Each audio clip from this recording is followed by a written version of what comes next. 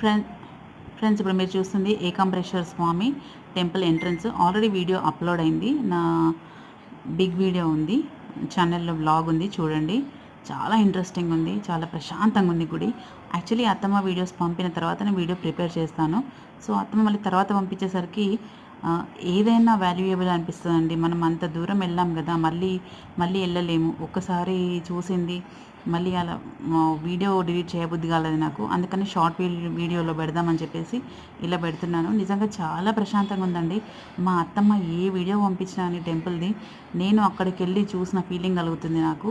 So మీకు ఎలా అనిపిస్తుందో నాకు తెలియదు. మీ అనుభవం కూడా ప్లీజ్ నాకు కామెంట్ రూపంలో పెట్టండి.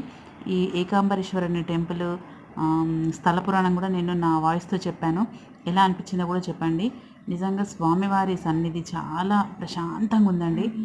కాస్త మైండ్ రిలీఫ్ కావడానికి దర్శనం చేసుకొని రావచ్చు.